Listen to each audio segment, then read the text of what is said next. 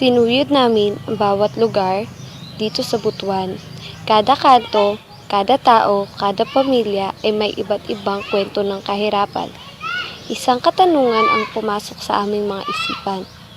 Umunlad na ba ang mga taong naghihirap dito sa Butuan?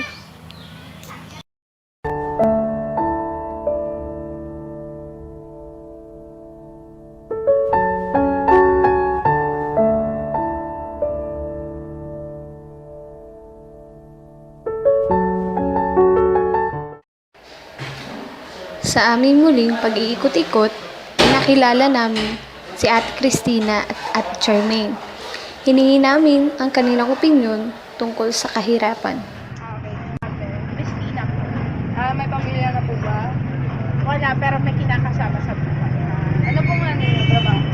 Ano po, education at consultant. Oh, ganun. Meron po ang question sa inyo. Para po ba sa inyo, ano po bang pwedeng gawin upang makaiwas sa kahirapan? Ano, mag-aral ng mabuti, tapos, ano pa? Mag-aral ng mabuti. So, pag after nun, may trabaho na kayo, wala na kayong hirap sa buhay. Wala na po ba kayong may dadagdag po? Sipag at syaga lang. Yun lang. Iwas bisyo. Kaya magsimula yung sarili mo. Iwas droga. Tsaka huwag ka na rin maninigarilyo kasi mahal yung buhay. Para po ba sa inyo, ano po ba yung masasabi niyo sa kahirapan dito sa Butuan? Para sa akin, Umunlad po ba yung Butuan? Paningin niyo po ba umunlad yung Butuan o ganun pa rin? Miss, bago pa lang ako sa Butuan. Pero sa nakikita ko naman sa Butuan, as what like narinig ko at saka nakita ko sa TV before, may pinagbago naman yung Butuan. At saka may rin naman, ang tawag dito, parang marami na rin tao, which is, kung maraming tao, maganda yung buhay sa Butuan. Which is, may trabaho talaga dito sa Butuan. Maraming salamat po. Thank you po. Hello, Ada. Ano pong pangalan mo? Charmaine. Ano pong work niyo? Actually, I'm a BRS secretary po sa isang company, book company po dito sa Mindanao. So, may question po kami para sa iyo. Naniniwala po ba kayo ng edukasyon ang pinaka-importante para maiwasan ang kahirapan? Para sa akin, napaka-importante din yung edukasyon sa iwas sa kahirapan. Dahil ang edukasyon is, yan ang first and stepping stone for us from natin yung hirapan natin sa buhay. Kasi if ever makagraduate ka na, for me, I'm a graduate of a Bachelor of Arts in History.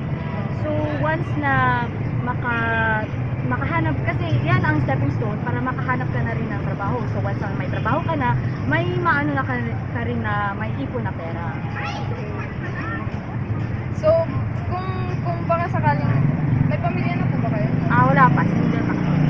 Kung baka sakaling magkaroon kayo ng pamilya, ano po bang pwede mong gawin para makaiwas sa kahirapan yung mga anak mo? Siguro una, para sa akin, if ever may family na ako, first ko talagang gagawin is, siguro mag-diskarte na lang ako na makahanap ng pera. So, for me, hindi talaga sapat para sa akin na trabaho lang. Hindi talaga sapat. Swear, hindi talaga sapat.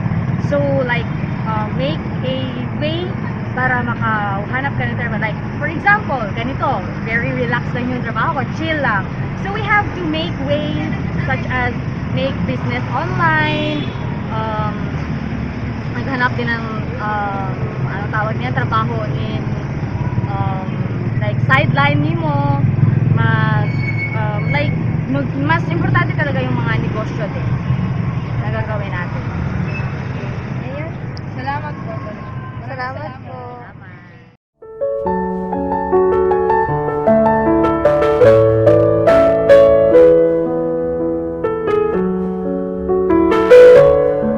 Matapos namin interviewin si Ate Cristina at Ate Charmaine, muli ay nag-ikot-ikot kami. Sa gitna ng daan ay nakilala namin si Kuya na nananahi ng sapatos. Kinausap namin siya, kagaya ng tinanong namin kay Ate Cristina at Ate Charmaine, ganun din ang kaniya. Tiningnan din namin siya ng opinyon tungkol sa kahirapan. Ang sa atong pangalan ko, Ha? Junior Tulibas. Junior Tulibas. Pila imong kuan pamilya ko. Ay, I mean, pila ka po imong anak? Upat. Unsay lang grado karon? Ang isa, overmoral, good. Or Laki niya. Ang katulo na po, grade 11. Ang isa, ang duha, puro na mag-college, pero yung isa na-standby sa. standby sa. Ang isa man Pila na nag-eskwela. makakatuig nagtrabaho ani Col? 1985 pa pa nung siya. 1985. Hanggang karon, wow. So sa katong pagpa-eskwela sa imong mga anak Col, kanila imong kuan. Mura din akong dito. Para mo imong kaning sa itaw Pangita. pangita. So karon Col, unsa may imong na kuan karon sa kapobrehon nato karon sa Butuan? Na ba kay nakita nga ni increase or ni improve ba sa ato? Ay, improve ka na, nakuha. Naapol. Libog ito kung na-improve ka ba. Namin, karami ka ito problema. Maintain ra kapobrehon. Hindi na kung Ah, so maura to among kuan ko. Salamat kaayo ko sa disturb.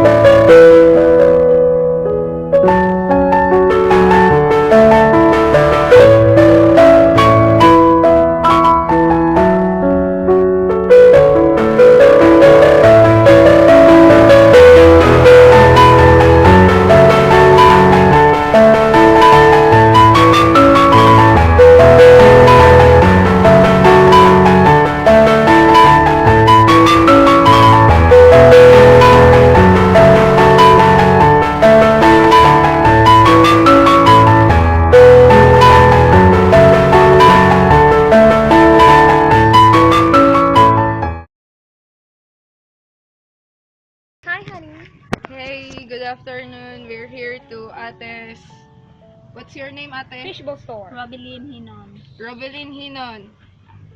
Unsay imong gibaligya, te? Fishbowl. Fishball. Pang pila na nimo ka kuan tuig nagbaligya aning fishball, te? 4 years. 4 years. So, Mm. pila ka buk imong anak, te? Tulo. Tolo, nag-eskwela Anak ang nimo, tolo? Duhara, grade 3 og preschool. Grade 3 og preschool. So, akong, ano, te, na ako'y pangutana nga. Unsa may mga kuan nimo dire sa Butuan ni kaning naabay kabaguhan dire sa mga taong naghihirap or kaning mga taong kuan bitaw te nga nagkinahanglan og power. Wala, may kabaguhan eh. Ang Way kabaguhan dire sa Butuan. Wala.